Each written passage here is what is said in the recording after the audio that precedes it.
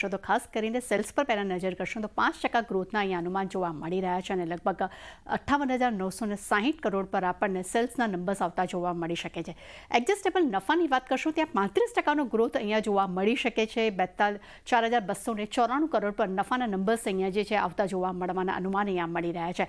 એબિટાના front પર પણ સારા ગ્રોથના અનુમાન છે. લગભગ 17%નો ગ્રોથ અહીંયા જોવા મળી શકે છે અને 7,835 કરોડ પર એબિટાસના નંબર્સ જોવા મળી શકે છે. માર્જિનના ફ્રન્ટ પર નજર કરશું ફ્લેટ કહી શકાય કે 12%થી વધીને 13% પર એબિટા માર્જિન્સ આપણને જોવા મળવાના સંકેતો અહીંયા જોવા મળી રહ્યા છે.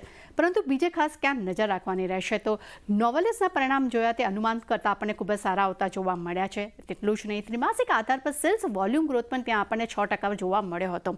ત્યાં જ FY26માં કેપેક્સના અનુમાન જે છે તે 1.9થી 2.2 બિલિયન ડોલરની અપેક્ષા અહીંયા જોવા મળવાની આશંકા જોવા મળી રહી છે. એટલું જ નહીં, સ્થાનિક બિઝનેસમાં ગ્રોથ મજબૂત પણ અહીંયા રહી શકે છે અને કંપનીના ખાસ કરીને દરેક સેગમેન્ટની માર્જિનની વાત કરશું ત્યાં પણ એક સુધારો જોવા મળવાની એક અપેક્ષા અહીંયા જોવા મળી રહી છે. ખાસ કરીને મલ્ટિપલ કેપેક્સના કમિશનિંગના ટાઈમલાઈન પર પણ ખાસ અહીંયા નજર રાખવાની રહેશે. તે સિવાય બીજા ક્યાં નજર રાખવાની રહેશે તો ડિમાન્ડ આઉટલુક કંપનીનું કેવું છે તેના પર નજર રાખવાની રહેશે. એબિટા પ્રતિ ટન ગાઈડન્સ કેવું આવશે તેના પર ખાસ નજર રહેશે અને કોર્પોરેટ બિઝનેસ એબિટા પર પણ તેના નંબર્સ પર પણ ખાસ નજર રાખવાની રહેશે. પરંતુ હાલમાં ઓવરઓલ હિન્ડાલ્કોના પરિણામ જે છે તે ખૂબ જ મજબૂત રહેવાની અપેક્ષા હાલમાં અહીંયા જોવા મળી રહી છે. એક મજબૂત પરિણામની અપેક્ષા હિન્ડાલ્કોને લઈને છે એટલે એના પર એક ફોકસ રાખીશું. આભાર તૃપ્તિ અમારી સાથે જોડાઈને સમગ્ર વિગત શેર કરવા માટે. તો જુઓ, આજના દિવસે અત્યારે ખાસ કરીને મત એક હિન્ડાલ્કોના પરિણામને લઈને આપણને આ બનતો દેખાઈ રહ્યો છે. વિરાટજી, ખાસ કરીને હિન્ડાલ્કો જુઓ આજના દિવસે થોડોક મ્યુટેડ કારોબાર રહ્યો છે, પરંતુ અહીંયા પણ આપણે જોઈએ તો ગયા અઠવાડિયે એક સારો ઉછાળો આવ્યો હતો. 200 દિવસની મૂવિંગ એવરેજની ઉપર કાઉન્ટર થોડુંક સસ્ટેન કરી રહ્યું છે.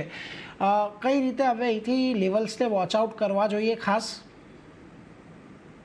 બ્રોડર રેન્જ બનતી જોઈ રહ્યા છે, જ્યાં ઉપરની સાઈડ પર આપણે જોયું હતું કે 700-715 સુધીના લેવલ્સ આવતા જોવા મળ્યા.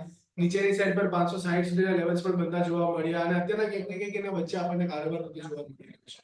સેકન્ડલી, અગર આપણે એક્સપ્રેશન મૂવિંગ એવરેજની વાત કરીએ તો સ્લો મૂવિંગ એવરેજ કે ફાસ્ટ મૂવિંગ એવરેજ, બધી મૂવિંગ એવરેજ અત્યારના સ્ટેગ્નન્ટ થતી જોવા મળી રહી છે. એક ચોપીનેસ, એક ફ્લેટિશ નોટ અત્યારે આપણને દર્શાવી રહી છે, જે ઇન્ડિકેટ કરી રહ્યું છે કે અત્યારના માર્કેટમાં મતલબ હિન્દાલ્કોને લઈને એક્સ્ટ્રીમ મોમેન્ટમ આપણને બનતી નથી જોવા મળી રહી. એક રેન્જ બાઉન્ડ મોમેન્ટ આપણે એક્સપેક્ટ કરી શકીએ છીએ આવતા દિવસોમાં, જેના વચ્ચે આપણને કારોબાર થતો જોવા મળી શકે છે.